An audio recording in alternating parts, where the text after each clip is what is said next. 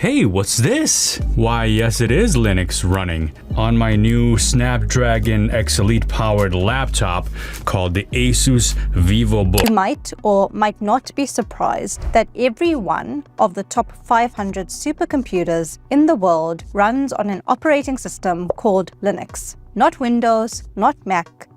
Take a good look at this laptop. Sleek, fast, responsive.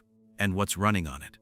Linux, not Windows, not Mac OS. Linux, on a brand new ASUS VivoBook powered by the Snapdragon X Elite chip.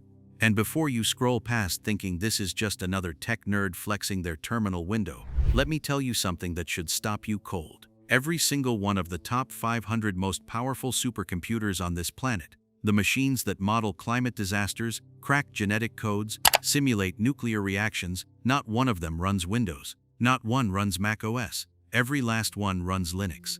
So the question you should be asking yourself right now is not why is this guy using Linux on a laptop? The rest of the world shitifies thanks to the incredible open source community and corporate sponsors like Valve. Linux just keeps getting. The question is, why has it taken this long for the rest of the world to catch up to what the smartest machines on Earth already figured out decades ago? Because something just happened in the PC industry that nobody saw coming at this speed. ASUS, one of the largest laptop manufacturers on the planet, a company that has shipped hundreds of millions of Windows machines, just made a board-level, permanent structural decision to strip Windows off 85% of its consumer PC lineup starting Q1 2026. Not as a side option, not as a niche product for developers, as the default. Ubuntu, Fedora, Linux, shipped out of the box to everyday consumers, replacing the operating system that Bill Gates built his entire empire on. And Microsoft, they never even saw the knife coming. To understand why this moment is so seismic, you have to understand something that most people never think about. Microsoft never actually forced anyone to use Windows. Biannual top 500 list tracks the fastest supercomputers on Earth. And for years, no supercomputer has used Windows or Mac. They all run on Linux. They never had to. The genius of their entire business model was something called the OEM pipeline. OEM stands for Original Equipment Manufacturer. Companies like ASUS, Lenovo, HP, and Dell. These are the companies that actually build the physical machines you buy. And for 4 straight decades, every single one of them shipped Windows pre-installed as the default operating system. No choice, no prompt, no alternative. You walked into a store, picked up a laptop, and Windows was already on it before you ever touched it. That is the most powerful distribution mechanism in the history of consumer technology. Not advertising, not forcing people to buy subscriptions, just being the thing that was already there when you opened the box. The default. And defaults are everything. Research consistently shows that the overwhelming majority of users never change default settings. If Windows is the default, Windows is what people use. Not because they evaluated the alternatives, not because they made an informed choice, simply because it was already there. Bill Gates understood this. Microsoft's entire strategy for maintaining PC dominance for 40 years rested almost entirely on controlling that default. Control the OEM, control the default, control the market. Simple, ruthless, extraordinarily effective. Until now, ASUS just detonated that pipeline. And what makes this genuinely catastrophic for Microsoft is not just the scale of the ASUS decision in isolation, it is what ASUS represents. Because ASUS is not the first OEM to start moving. They are just the first to move this aggressively, and this publicly. Lenovo has been quietly expanding Linux options across its ThinkPad and IdeaPad product lines for the past 2 years. HP has been scaling up Linux shipments through its ZBook workstation series. Dell has had official Ubuntu product lines running since 2018, and has been expanding them every single year since. The OEM rebellion that Microsoft's strategic risk teams have been modeling in worst-case scenarios for the better part of a decade is no longer a scenario. It is a coordinated real-time market movement, and ASUS just became the loudest voice in that movement. The machine that was supposed to be unbeatable just got flanked from the inside by the very companies that built it. Now let's talk about why the economics broke the way they did. Because this was never about ideology. Nobody in a boardroom at ASUS headquarters sat around talking about the philosophy of open source software. This was a cold, hard financial calculation. And when they ran the numbers told a very uncomfortable story for Microsoft. Windows licensing fees are a direct cost attached to every single unit a manufacturer ships. In an industry where the average laptop manufacturer is operating on net profit margins of somewhere between 4 and 6%, every dollar of unnecessary cost is a dollar that comes straight out of an already paper-thin margin. And Windows licensing is not the only cost, it is the starting point. Support call volumes on Windows machines run measurably higher than on Linux equivalents. Why? Because Windows updates routinely introduce new problems, bugs, compatibility issues, performance regressions, and when those problems happen, users do not call Microsoft, they call the company whose logo is on the laptop.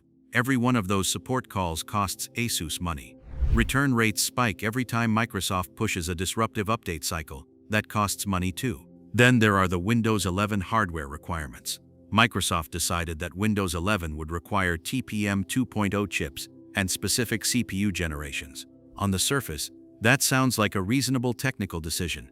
Underneath the surface, what it actually does is force OEMs to source more expensive components or watch their customers get flagged as incompatible. Millions of perfectly functional machines that ran every task their owners needed without any issues, were suddenly being told they were not good enough for the new operating system.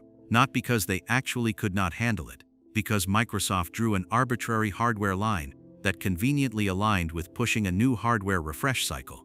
A refresh cycle that benefits Microsoft's hardware partners and its own Surface product line. ASUS saw all of this, calculated it, projected it forward, and realized that Linux eliminates almost every single one of those cost pressure points in a single move. No licensing fees, fewer support calls, no forced hardware requirements, making their products look incompatible. Linux runs lean on older hardware and blazes on newer hardware.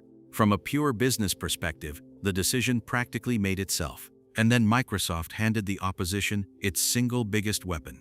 October 2025. Windows 10 officially reaches end of life. Hundreds of millions of users globally, people running machines that still worked perfectly, were suddenly handed an ultimatum. Pay Microsoft an annual subscription fee to keep getting security updates on your existing machine, buy a brand new PC that meets Windows 11's escalating hardware requirements, or walk away from the Windows ecosystem entirely. For the first time in most of these people's computing lives, the third option became a real, seriously considered alternative, and a significant number of them took it. StatCounter data from late 2025 showed Linux desktop market share crossing meaningful thresholds in Germany, Brazil, and India during the exact months following the Windows 10 end-of-life announcement. That is not a coincidence. That is cause and effect. Millions of people whose perfectly good machines got stranded by Microsoft's hardware cutoff started asking a question they had never seriously asked before. What else is out there? And what they found when they looked was that Linux had quietly become something very different from the intimidating command-line-only system it used to be. Here is something that does not get talked about enough. The performance transformation that happens when you install Linux on hardware that was struggling under Windows 11 is not subtle. It is dramatic. People who make the switch describe the same experience almost universally. The laptop feels new. Machines that used to take 2 full minutes to boot up from a cold start are loading in 15 seconds. Idle RAM usage on a fresh Ubuntu installation sits around 800 megabytes. Windows 11 at idle consumes around 4 gigabytes of RAM, doing nothing in particular. Running telemetry services, update checkers, background cloud sync processes, Cortana remnants, Copilot integration hooks. None of that exists in a base Linux installation. The processor is not being constantly taxed by background processes it never asked to run. Fan noise drops. Battery life extends. The machine stops running hot for no reason. For someone with a 5-year-old ThinkPad or an older ASUS VivoBook, this is not a marginal improvement. It is the difference between a machine they were 3 months away from replacing and a machine they can comfortably run for another 3 years. In markets where the majority of consumers are not upgrading hardware every 2 years, which is the majority of the global market, that value proposition is enormous, and word of mouth about it is spreading faster than any paid marketing campaign Linux has ever had. User trust in Windows has been collapsing for years, but 2024 and 2025 accelerated that collapse in ways that no amount of marketing can paper over. Forced restarts, interrupting active work sessions stopped being a minor annoyance and started being a genuine productivity liability. Performance drops, appearing after routine updates, with no clean rollback path, became something that enterprise IT departments started formally documenting and reporting. But the single moment that crystallized everything, the event that planted a seed of doubt inside every serious IT organization on the planet, was July 2024. A faulty Windows kernel-level update from a cybersecurity company called CrowdStrike crashed 8.5 million machines simultaneously. Airlines grounded flights. Hospitals could not access patient records. Banks went offline. It was the largest single IT outage in history, and it happened because of the fragility baked into deep Windows dependency. The fundamental architecture of how Windows integrates with third-party software at the kernel level created a single point of failure that took down critical global infrastructure in a matter of hours. That event did not just damage CrowdStrike's reputation, it made every enterprise IT decision-maker on Earth quietly start reassessing how much systemic risk they were carrying by being all in on Windows. And then on top of all of that, Microsoft started making Windows feel less and less like a tool that belonged to the user. Copilot got pushed into the taskbar, the Start menu, the File Explorer, without asking whether users wanted their workflow redesigned. Microsoft account requirements quietly transformed local machines into identity-linked cloud endpoints. OneDrive integrations started redirecting desktop folders into cloud storage without clear user consent. The operating system that hundreds of millions of people used for decades as a neutral productivity tool started feeling like a platform where the user was not the customer. The user was the product.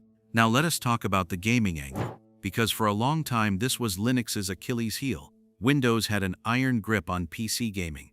The vast majority of games were built for Windows, ran best on Windows, and required Windows. Linux gamers were a passionate but tiny minority, working around compatibility issues. That began to change in February 2022, when Valve launched the Steam Deck, a handheld gaming device running a Linux-based operating system, sold to millions of mainstream consumers who had no idea and frankly did not care what OS was underneath. They just wanted to play their games, and it worked. Valve's Proton compatibility layer, which translates Windows game code so it runs on Linux, has matured to the point where a massive portion of the Steam library now runs on Linux with minimal configuration. Major titles including Elden Ring, Cyberpunk 2077, and hundreds of others run through Proton with performance that is genuinely competitive with Windows on equivalent hardware. The gaming wall that Microsoft could always point to as the reason serious users could not leave Windows has been quietly dismantled brick by brick. It is not perfect. There are still edge cases, but it is good enough for the majority of gaming use cases, and it gets better every single month. There is another structural shift that has been happening in slow motion and is now accelerating. The browser-first reality of modern computing. 5 years ago, if you wanted to make a serious case for Linux as a mainstream platform, you had to convince people to give up their native Windows applications, Microsoft Office, Adobe Creative Suite, specialized business software. That was a real barrier. The application gap was genuine and significant. Today, that argument barely holds up. The average knowledge worker spends somewhere around 80% of their computing time inside a web browser.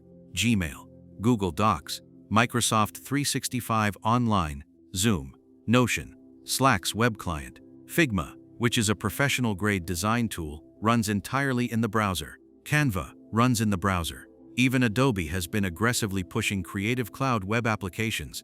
The operating system sitting underneath Chrome or Firefox has quietly become infrastructure rather than experience. It is the foundation you build on, not the thing you interact with. And Linux is perfectly capable infrastructure. It crossed the threshold of being good enough for browser-dominant workflows years ago. The only thing holding adoption back was perception, and perception is now actively being corrected by millions of people discovering that the Linux experience is nothing like what they feared. The developer class figured all of this out long before consumers did. The entire server backbone of the modern internet runs Linux. AWS, Google Cloud, Microsoft's own Azure, all of them run Linux workloads as the default. The AI training infrastructure that is driving the most strategically important computing investments of this decade runs almost exclusively on Linux. The engineers building these systems, the people who are professionally the most sophisticated computer users on the planet, live inside Linux environments every day. When they go home, they want continuity. They recommend Linux to their families. They build open source tools that assume Linux. They write documentation that assumes Linux. Technical culture always starts with the technical class and radiates outward into consumer behavior. That radiation has been happening for years. The ASUS announcement is, in part, OEM manufacturers finally catching up to what the developer community has been signaling through product feedback for a decade. And it is not just developers. Governments have been moving in this direction for years. Germany's state of Schleswig-Holstein announced the migration of 30,000 government workstations from Windows to Linux in 2024.